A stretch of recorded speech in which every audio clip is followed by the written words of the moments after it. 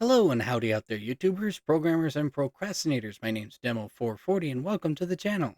Today, I'm reacting to Team Neighborhood episode. Well, I don't know what episode it was, but it's your favorite, Snow Fortress. I'm here today with Speaker from God. He's a friend of mine on Discord. Say hello. Yo, And I. buffoons better watch this, or otherwise I'm gonna be really upset with this. Don't worry, it's YouTube. What do you expect? Anyways, I don't know. I don't know. Sometimes YouTube likes to give me a copy strike for some stuff I've never really done in my life. as I don't know. Anyways, without any further ado, let's get into the video. Earth, a stage for war. As cold fronts from the Canadian Arctic push south, temperatures drop and tensions rise. It's cold. For a hardened group of cold-blooded killers and Blue Scout, one spark is enough to throw the rivals of the subdivision into turmoil. For the first time, the frigid events that rattled the snowy outskirts of Garysville will finally be revealed. Using forensic analysis, set reconstruction, CGI models, reenactments, and complicated arithmetic outsourced to Casa's food court. 2 teams, 2 houses, 18 mercenaries, 42 million snowballs.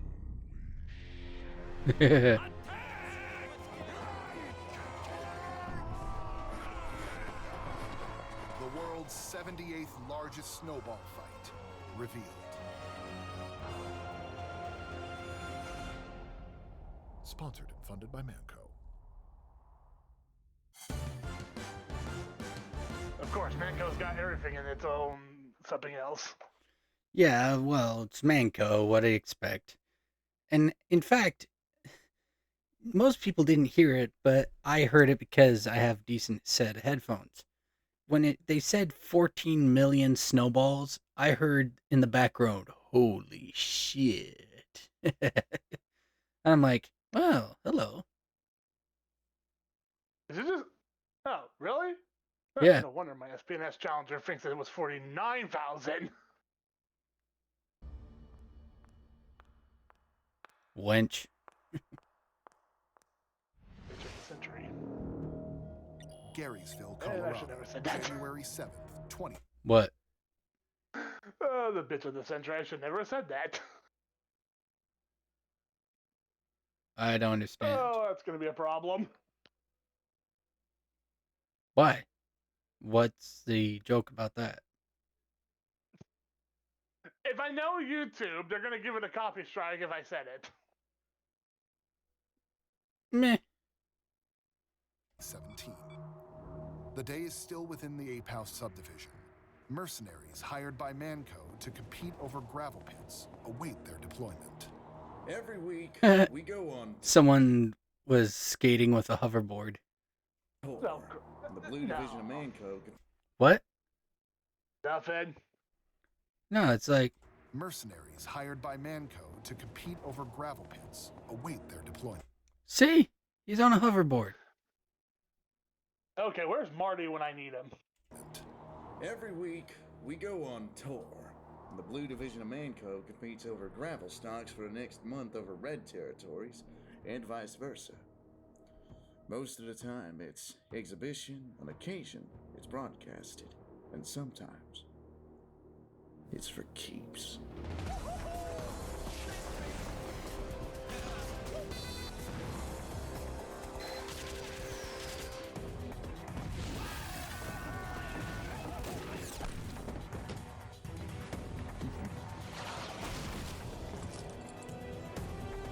Hey, soldier.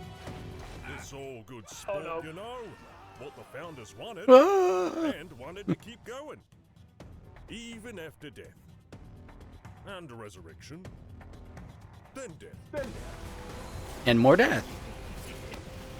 It's like that's the whole lore of the Mann brothers. It's like they both fight over gravel until they die, and then their brother tries to fight over it, and then he dies, and then they It's both. virtually it's virtually a never-ending cycle. Basically, that's it. And now that we had the ending of the TF2 comics, we know why the battle started in the first place. It's because of the administrator. Yes. Because she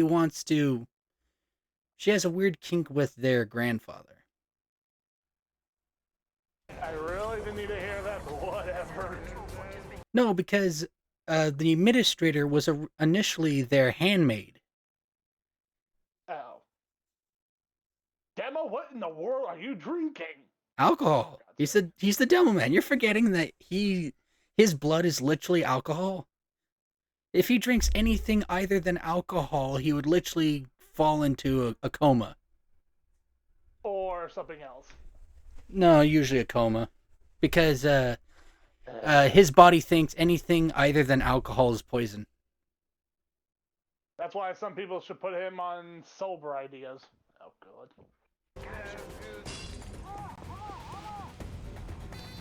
Bye. Even though the competitive matches are a money Sometimes I deal, wish I those can are be not like allowed that. for us and denies us insurance benefits from the state. It shows us the many spectacular ways men can kill each other. True. And it's entertaining.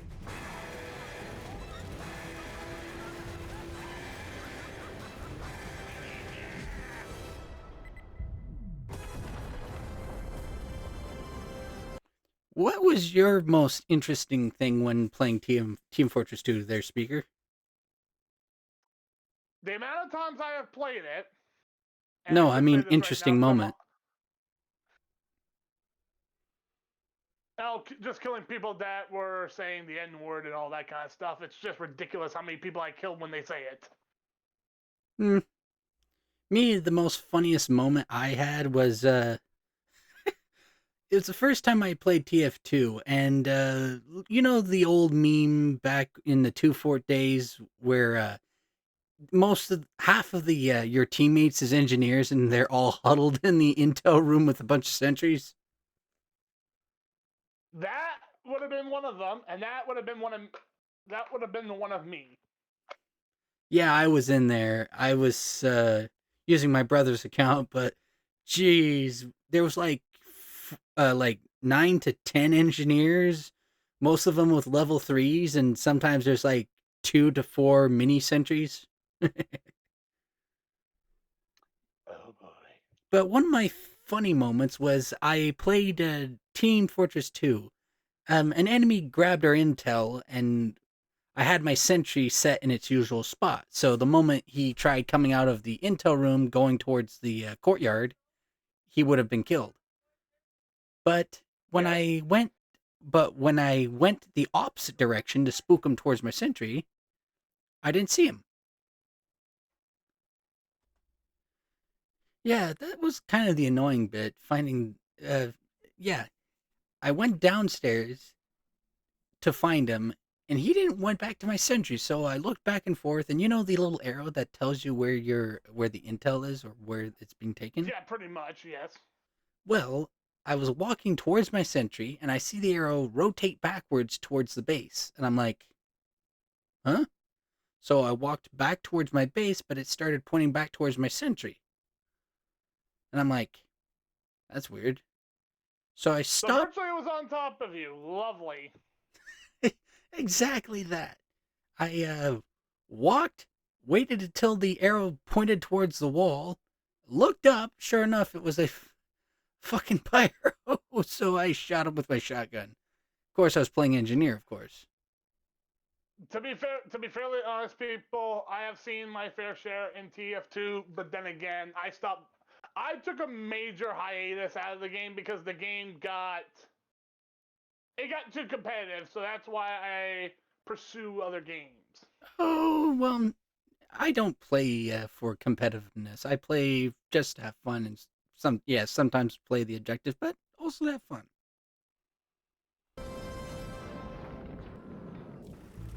The janitor. As the matches close out, both the red and blue teams pack up their gear and head home to their bases. And off the cliff. Their bases, two large... Soldier, that's not how you clean snow. That's not how you snowblow. You're using a lawnmower. See, even the engineer's like, Bases, 2 large AB. Now, pyro, that's a way, but, uh, I mean, I seen a video where a guy actually used a flamethrower to melt snow for his driveway, but Well, yeah, it gets rid of the ice. does it? Because wouldn't it freeze afterwards? No, because the flamethrower would literally just evaporate the water that goes along with it. Huh. Interesting. houses outside of Hmm? You gotta remember, snow is water, and when water and fire mix, it tends to. How am I supposed Water to put it this way? melts. The fire. Yeah, so it evaporates. So virtually, it's possible. All right. the city of Garysville, one of the 2 satellite municipalities of GM Big City. Each resident's able to comfort. Scout, really? But Top left window. I don't understand what's going on. He's a furry. Oh, so that's where he gets all the porn from. And no. comfortably house the 18. And there's Heavy beating up someone. You want to guess which one it is? No, he's being up the TV. No, he's not. Oh. He's punching towards the ground, and that was the same room where the red team Scout was in. Oh, great. He's beating up Scout. mercenaries. We were originally stationed at Metalworks. Hydro was our base. Bad sightlines. Everyone kept getting lost. That dump sucked ass. I missed the privacy. It was in the best interest for Manco to move us to a base that is within reach to much of our many event locations. Who's cheaper? Living outside the Colorado Rockies has its downsides compared to living in the Badlands of New Mexico. Snow. There ain't that much snow in New Mexico. We looked at it. Oh, yes, the warm weather. During the winter months, we yearn for a game down south just to soak in that hot sun. Though there is the unfortunate possibility we will be assigned to a match with even less favorable temperatures. To be honest, I don't think fire can freeze like that. It can if it's cold enough. If you get out of the Arctic. Yeah, but even then, you wouldn't. It's like an unlikely chance to start a fire in the first place. Oh no! It's happened before. I've seen it. Hmm. It's interesting, and even though if you try to touch it, it just gives you burn freeze. I think you're lying, but I'll look it up sometime. And as you see, everyone else is freezing. To death, Spy smoking 2 except for- cigarettes. Heavy, yeah.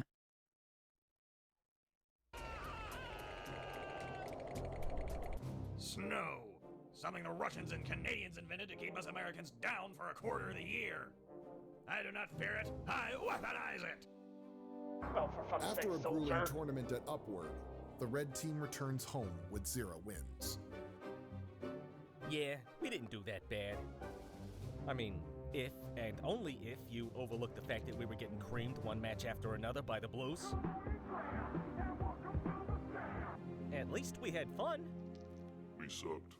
Standing victorious, the blue team celebrated in the front yard.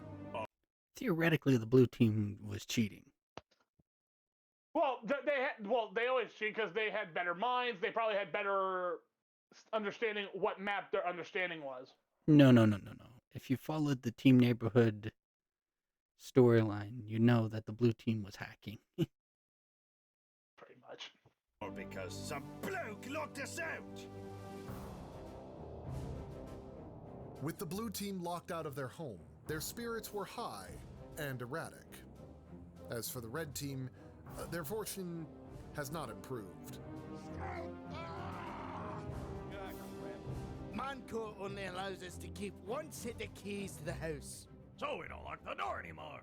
As the euphoria and melancholy reached a peak between both teams, of what came next No one knows for certain.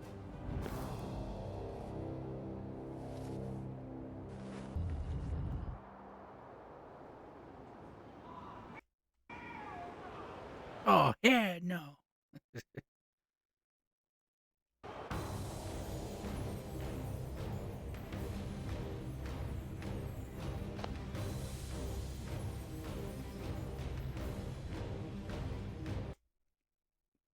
Too soon? The presidential assassination? Depends. A snowball, roughly 6 inches wide, struck the Red Soldier. An impact that set the motivations and will between both teams in stone for the rest of the month. A lot of blame gets thrown around, and I don't like to name names. But it was Scout. Scout. Scout. Scoundrel. Scout. Scout. Who else? Hey, whoa, time out. No, it wasn't me. I'm telling you, I did not throw the first snowball. Of course, Pyro. War has broken out between the two teams. The Cold War has gone frigid. That's not how it It works, was idiot. chaos. Men, women, and children Yeah, were being unless, mowed of course, down. Scout Blood actually spilled uses into the ice. street. I could still hear the wailing screams of the innocent. What? Oh yeah, they had a snowball fight. The first fight, let me tell you, went on for several hours. Like a brawl on Ghost Fort.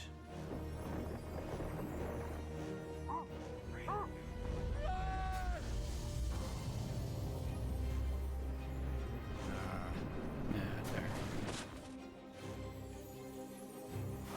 Poot!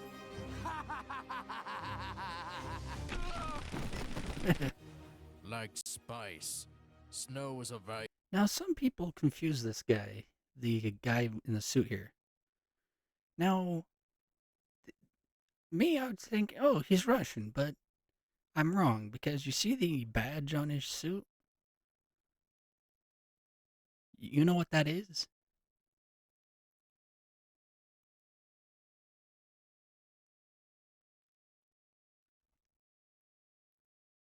That is an Umbrella Corps symbol. So it means he's a Umbrella Corps soldier or officer. valuable resource. But in this battle, there isn't a giant worm around to make more.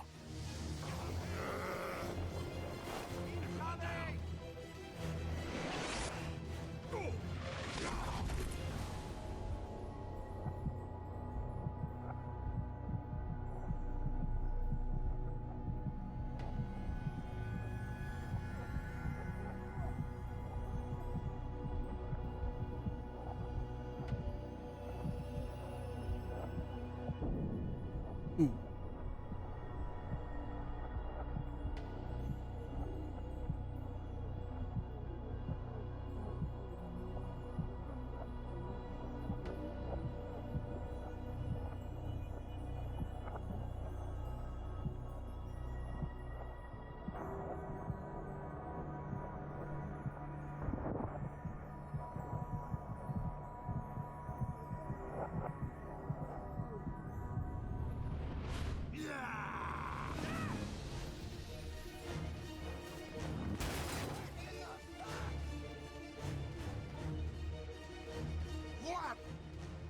The ongoing onslaught persisted into the evening, slowing traffic to a crawl.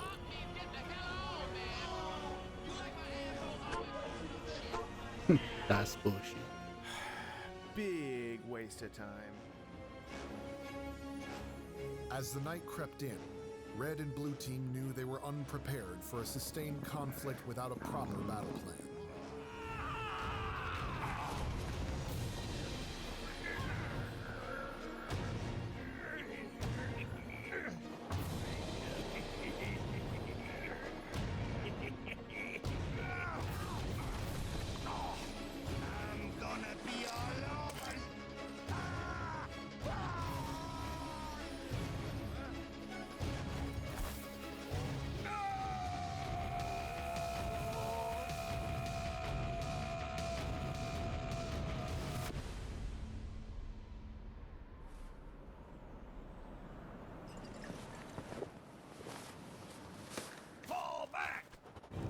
Exhausted, the two teams breached their doors and retreated to their bases to regroup.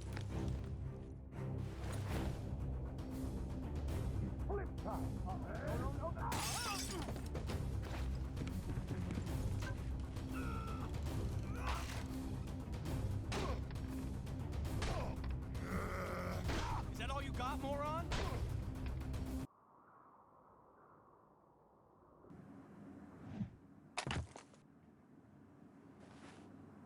The night settled in, and the first battle of the war took its first casualty. Over the course of the early morning, the red and blue mercenaries laid up their plans, each hoping to take the neighborhood by the end of the week. Some proposals were contrived, many spontaneous, and others questionable, as the men prepped for the war ahead.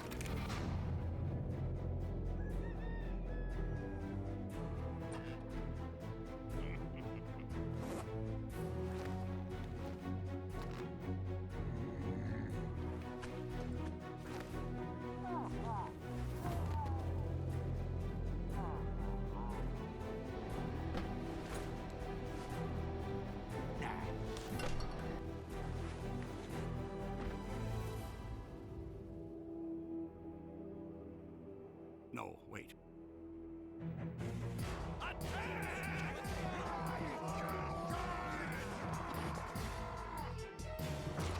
Snowballs fly from dawn to night for several days. Relentless assault and bombardment from both parties never let up.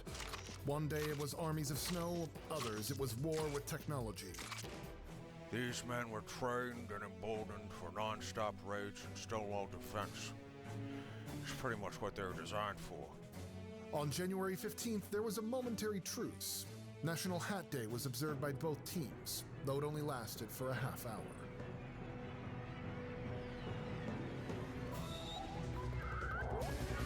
War plans littered the houses, many simple, many too complicated, and one involving a yellow snow cone. But most never made it past the drawing board. The teams knew that they won't be getting anywhere, at least not conventionally. We could have fought for weeks.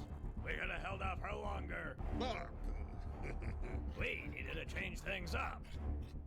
War production, the backbone of any good offensive. Hey!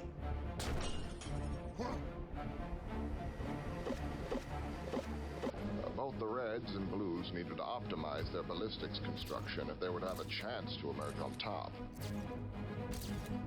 Several designs were tested, many failed. There was no point in reinventing the wheel, so to speak. The snowball was just too good a weapon. As the ammunition piles up, the next task at hand became paramount. Efficient delivery systems. Yeah, throwing snowballs is one thing, but throwing them for 8 to 16 hours straight? I gotta save my good arm for bed. So we put pyro on it.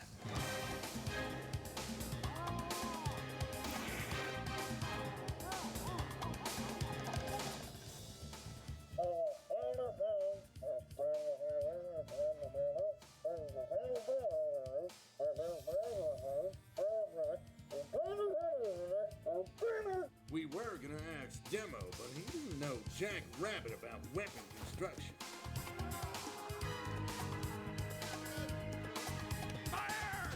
A for F.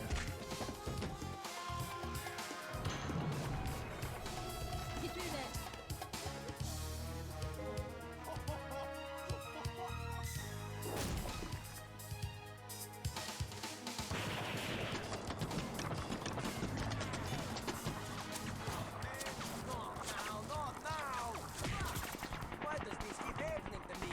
Unable to get a leg up over their red rivals through production and arsenal, the blue team shifts to a more illegal tactic. What? You know, I think the blue team were doing some shady stuff. They were moving in a bunch of fluids. I think they were experimenting with hard water.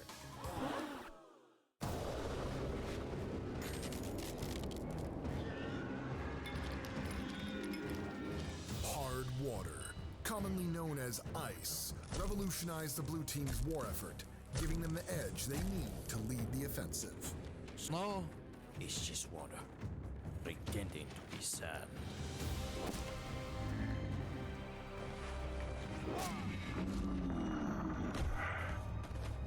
It was ingenious, really. Snowballs packed one hell of a punch if they were made from ice. We were being overwhelmed. We were pissing ourselves out there. Give 'em hell, boys! With the newfound weaponry and advantage, the blue team makes a strategic push.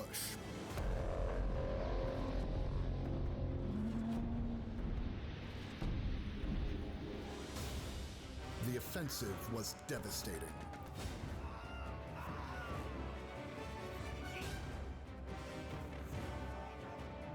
In desperation, the red team is pushed into fortress mode.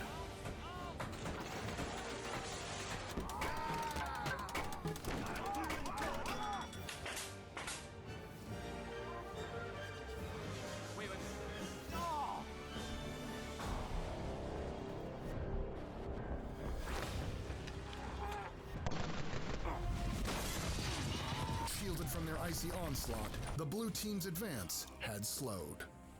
We overshot our logistics. We couldn't supply our boys at the front line fast enough. So we had an answer to this conundrum.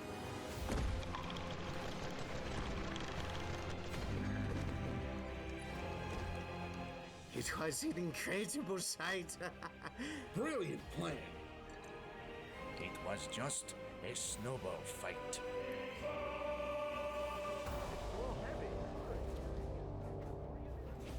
Huh? Blue soldier? I know a soldier 76.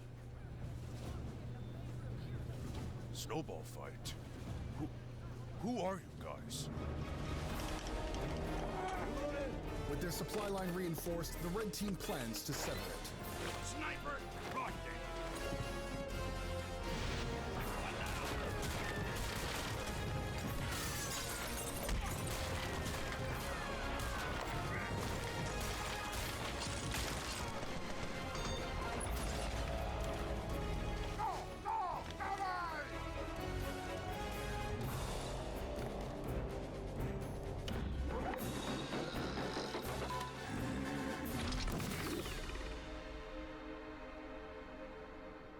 He missed. With his pride destroyed, the red sniper is out of commission. How the bloody hell did I hit that full powder barrel back there? His head was in my own chest. It's not as precise as my rifle, but I could have made him rip. Feeling untouched and blinded by his overconfidence, the blue soldier directs his attack, only for bad intel to somehow direct his advance to the neighbor's house. What? I was out of town when they did this. Luckily, they didn't trash my yacht.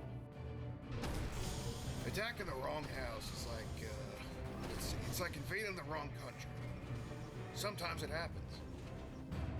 Why am I even here? Where am I getting paid for this? With valuable time lost, the blue team mobilizes their attack back to the correct house, praying the red team did not regroup or see any of that.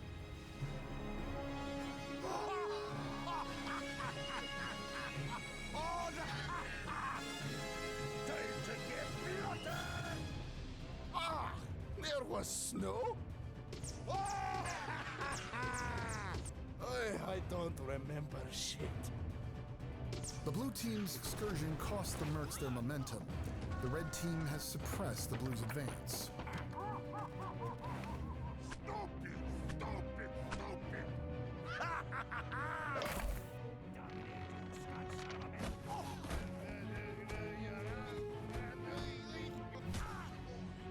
While the blue team was loitering in the wrong yard, the red team was busy with a secret weapon of their own, in hopes to bring a swift end to this war.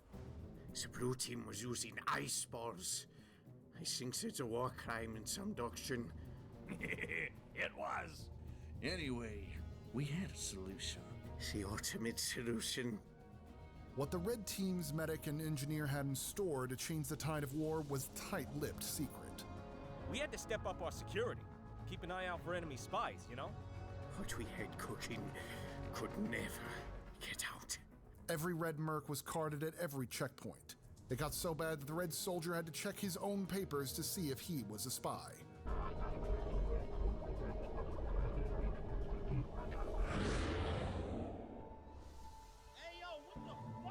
With the enemy at the gates, the red team was running out of time. It was grueling work, planning everything out. What we planned was inhuman. It's just a giant water balloon. After several minutes of research and development, the red team's ultimate weapon of winter warfare bears fruit. With the new weapon weaponized, the red team just now needs a delivery system. So I called in a favor.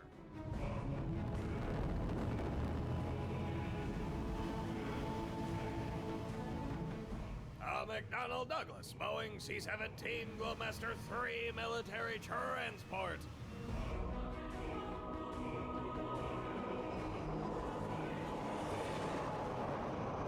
Four turbojet engines of pure American thunder, capable of airlifting thousands of tons of cargo over mountains and deserts.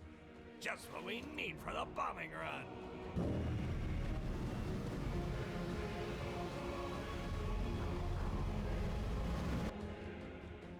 It is a damn shame I don't know anybody who has one.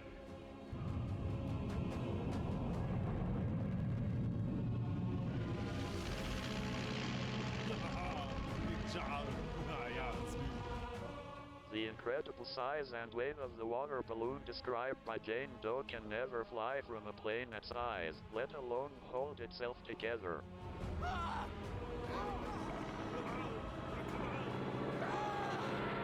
Then again, the physics of this world doesn't make any sense.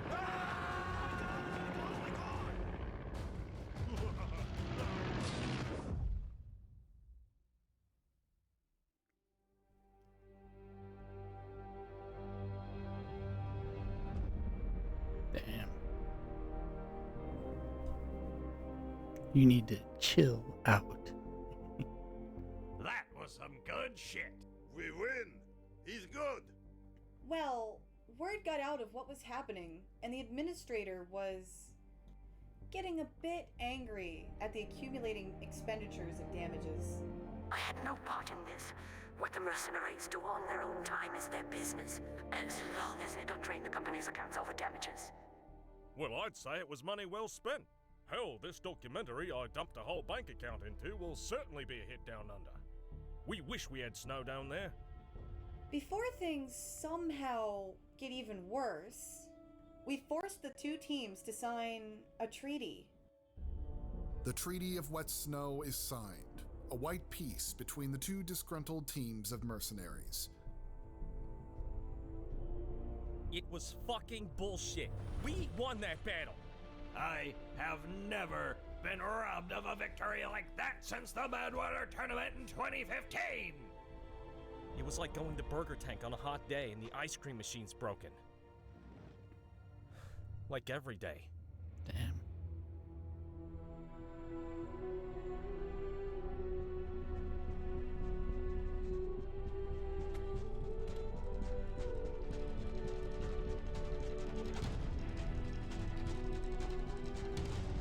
It was crazy, but hey, it wasn't the craziest thing that happened to us that year. Are creatures coming to life and attacking us?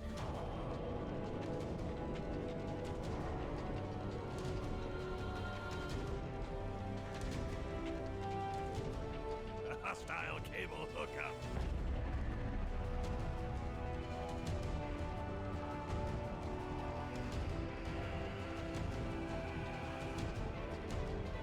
Building the pool.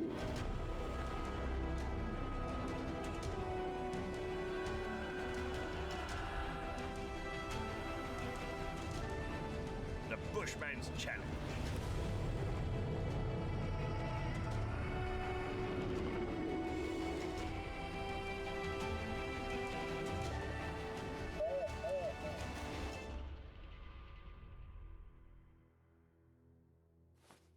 It was just a snowball fight.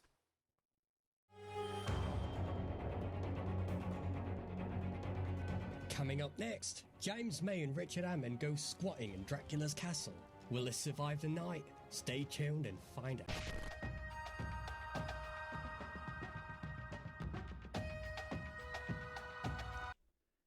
There you guys have it. That was Team Neighborhood episode.